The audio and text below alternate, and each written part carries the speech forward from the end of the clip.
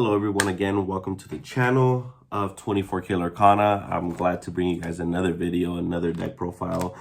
This deck's going to be interesting. It's definitely not something that you kind of normally see on your locals. You probably never seen this deck. Reason is I just be making up my own decks most of the time. Sometimes I can get inspired a little bit about like what I see maybe on YouTube or like another top list or whatever. But I kind of just try to put theory in and just play test here and there, and then kind of fix what I need to fix. And then whenever I feel happy about a deck that I have built, then I kind of bring it to you guys and kind of just show you guys and just kind of tell my experience about it. I really like this deck. I think it's really, really fun. But before we get to it, make sure you guys leave a like, make sure you guys subscribe, make sure you guys tell a friend about this. I'm just trying to grow just little by little. But honestly, even if I just have the 20, the 30, 40, 50 subscribers, even if just half of those get to watch this video and I can just help one person, you know, and then like inspire someone to just build this deck or kind of improve on it, that's already a win. But yeah, I definitely wanted to bring you guys this deck. I do it by parts. I just don't do it by like, this is my 1 drop, this is my 2 drops, this is my 3 drops. I like to just kind of like structure it and kind of leave you guys know the kind of my thought process behind the deck. If you guys haven't already clicked the title, you guys see that this is blue purple. Yeah, blue purple, so it's definitely interesting, something that you don't see very often. I think it's really good. I think it has a nice place in the meta game. I think it can go I think it has a fair matchup against everything. Aggro struggles a little bit, as any control deck would, but you still have a chance. You still have definitely a chance. You play some cards and then you ramp, hopefully to get fast, to like keep up or stuff like that. But definitely I would say aggro is your roughest matchup. Like if you're playing against like green, yellow, or yellow, purple, it's gonna be rough. All your other matchups are probably, I would say, very favorable. You should be winning against Amethyst. You should be winning against red, blue as well. I think you have a really good matchup there. But yeah, purple, red, I think it's a pretty 50-50 toss up. But yeah, as long as you play your cards correctly, you should be okay. But I want to give you guys this build, 60 cards. I do have a proxy in here. I should have printed out the image itself. It's Fishbone Quill. For you guys that don't know it, if you're clicking on this video, you probably know what Fishbone Quill is. It's just a 3 ink item that you get to ink a card. By tapping it, you get to ink a card from your hand into your inkwell exerted already. So that's the only card I'm proxying. And then there's some changes that I would make to this deck, but I will announce it as kind of we go, and then you guys can kind of know. But it's only 2 card switch that I would kind of switch. Everything else will kind of keep the same. But all right, let me give you guys the deck profile. Enough of me talking, right? All right, let's go. Hopefully you guys can see right there. Alrighty. All right, guys, I want to give you guys my items first. So we're gonna go with the Cauldron. I play the 1 Cauldron. It was really good in testing. It's really good too. You play a lot of uninkables in this deck, so it's a total of 22 uninkables. I know it's a lot, but when you have a Fishbone Quill, you should be good. But if you don't draw Fishbone Quill and then you do draw this, it allows you kind of to filter to your inkable cards. But even if you already set up, Cauldron late game is just really good, getting to pick what you draw. And obviously it's an item, as we know with blue, you have some synergy there. I also play 2 Sorcerer Spellbook. I decided just to play the really good items. Sorcerer Spellbook is really good. It can kind of keep you up there. It can kind of, against your mirror control matchups, this kind of speeds up the race and puts pressure on them. So this is a nice card there. My other items, as you guys know, I play the 4 Popsicles. Of course, I have to play the 4 Popsicles, right? You guys know this is the reason you kind of play blue now. It's a really good way to filter your engine. And it's also, in this deck, it serves its second purpose, and you guys are going to see what it is. But that is it for my items. I don't go heavy. You're not going to see no Tamatoa in here, but it's in my items right here. I wanted to have a 2-drop. My 2-drop is Cruella de Vil. I was really debating between this and the Clocksworth, whatever. But I figured she's a really nice 2-drop, a 3/2. If you sync 1 jump ahead with this and then they want to trade with it so early, a 3/2 will probably trade pretty favorably. And then also it has evasive, so a lot of evasives like the Minnie Mouse running around. This is able to take it down because this character gains evasive and can attack evasive characters. So I decided to put 2 just so I can have like at least a 2-drop to put down.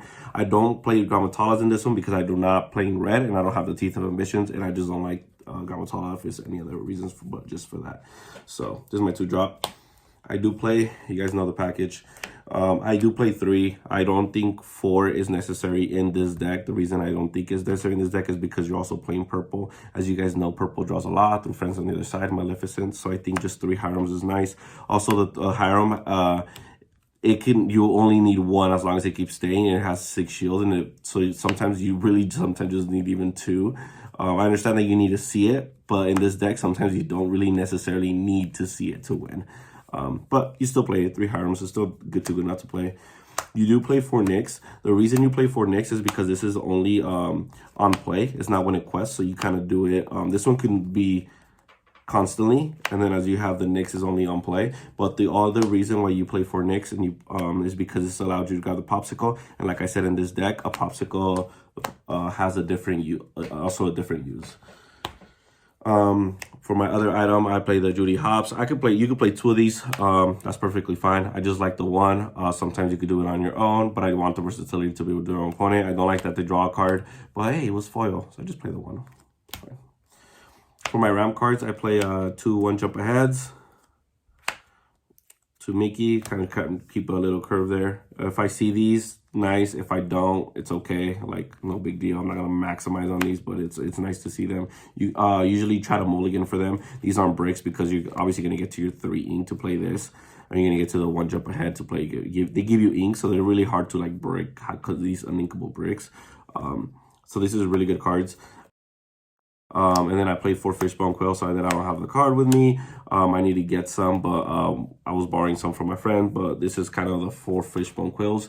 You play this one because you play 22 uninkables in your deck, so you need to see this. You want to make sure you mulligan into this.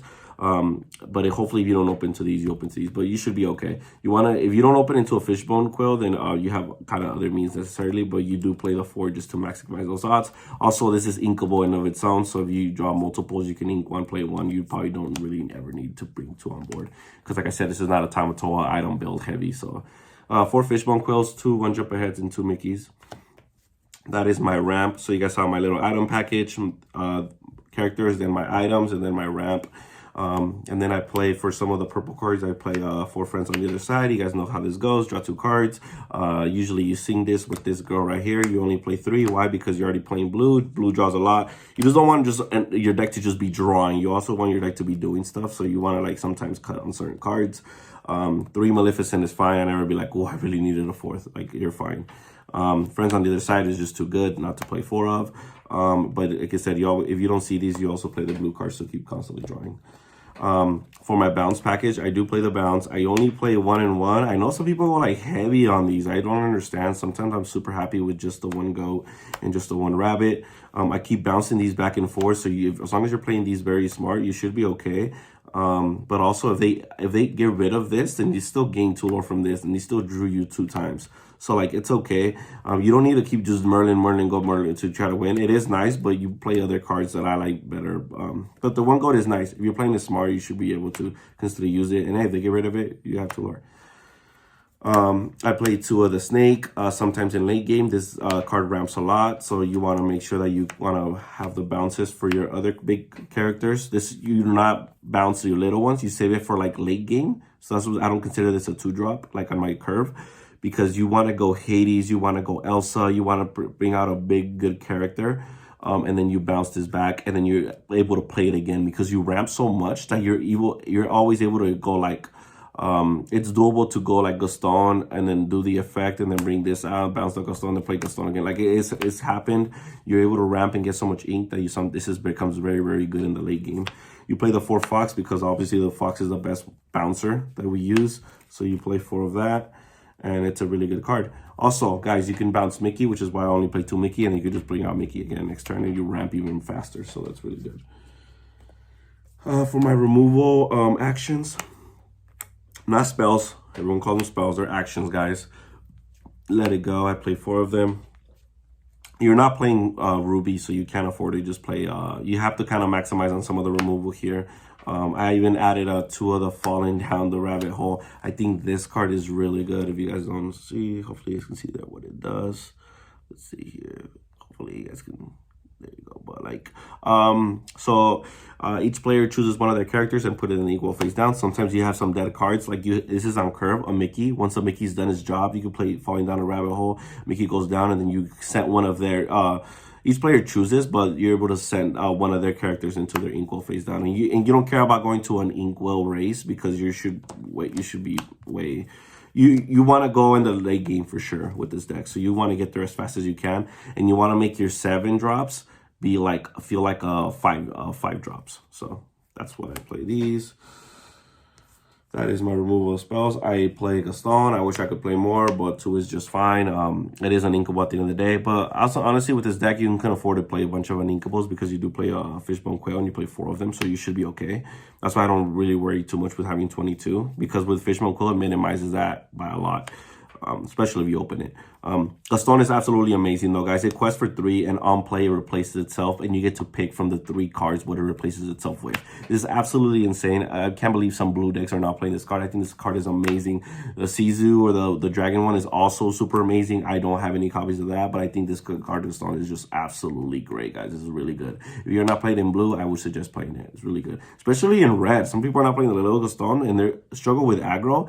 The little Gaston helps a lot, and they don't play the shift one. But that's besides this video. So play blue Gaston, guys. I do play the 2 Yzmas. Those are help. Though you can play 4 of these if you want to. You can tweak these numbers however you like, but this is just kind of what I've been working with. Yzma's nice. You're able to shuffle one of your own, draw 2 cards, or you're able to shuffle one of theirs. It's pretty good. I play 2 Yzmas. I play 2 Ursulas on play. You drawing a card and losing lore, and be able to bounce this back and continuously doing it. Honestly, that's not the go-to play. You don't really do that, but your early game should be good enough, and then start putting so much pressure in the late game, and then they're like, this is just a card, you have to answer this. There's no way this goes uncontested. But even if they answer it, it still replaced itself, and they still lost the lore, which can help at times. So I play 2 Ursulas. I also play 3 Hades. So I would play 62 cards in this deck, and I would play a 4th Hades. I don't have one. Play 4 Hades. So I have this is a 60 card build. Just play 62 cards and play a 4th Hades, honestly. You can cut any of the other 2 that you want in the deck and play a 4th Hades. And the reason I'm saying that I play 4 is because I only have 3 Elsas. You probably want to play 4 as well, but these cards are insane. This is why I play the snake, being able to like drop this and then like play the bounce package at all, and then just be able to bounce and then play this again, or be able to like bounce the Elsa and play it again. It's just really good, guys. You're able to like overwhelm your opponent. When you go Elsa and then you bounce the Elsa, knowing that you have an Elsa next turn, is like, it's so devastating for your opponent. So I would play 4 copies if you do have them. If not, it's okay. I'm letting you know it's perfectly fine at 3. But if you play 4, don't be like, oh, he only played 3, so we can play 3. No, I'm telling you right now, you play 4 of these. You either play 62 cards in your deck, or you cut 2 of the other cards of your choosing. But I play those. Now, more of like the option that I decided to play that I really like. I play 2 of the Grand Pavy. So this is really good. Whenever you remove one or more damage from your characters, you gain 2 lore. So honestly, this is what I told you guys with the popsicle. You can even go like super heavy on this deck, because you can go Jasmines, you can go Gumbo Pots, you can go Coconut Baskets, you can go a bunch of stuff and play like Tamatoas and this, and just go like super heavy on the lore. But I decided to just play this and then draw with popsicle at first. There's to the point, because you have purple, you're playing purple as well. You're drawing so much, you don't need to draw anymore, but you still have your nicks that are able to recycle consistently your popsicles. So you have this character, and then you go, and then you get 2 lore, and then you quest with him. That's 5. He's gonna get you 5 if you use him wisely. Worst comes to worst, like if you quest with him, he has to get answered. It's just a really good card. It's a really underrated card that I feel like people are not giving it a try. If popsicles are in your deck, I feel like this card is like popsicles. Eventually you stop just the whole drawing of itself, and then they can use this second use. And the worst comes to worst, you can always ink this if you have Fishbone Quail, but I think late game, and then putting that pressure and being able to just quest for 5, well, quest for 3, and then but you gain 2 lore, is really good. Also, it's not once per turn. So if you have 2 popsicles, you're gonna gain 4 lore and then quest with 3, and then that's giving you 7 lore. So I think this is really good. But yeah, guys, that was my deck. Hopefully you guys enjoyed it. 60 card berries, purple and blue, you know, blueberries, whatever you want to call them, the berry deck. I think it's really good. You guys can add your own juice and take to it, but yeah, I hope you guys liked it. I think it's really fun. I think you guys should give it a try. If you guys liking these videos, please like, subscribe. Thank you for all the support, guys. And again, if all your locals that you go to locals and support my videos, you're awesome. I appreciate you guys. Until next one, take care.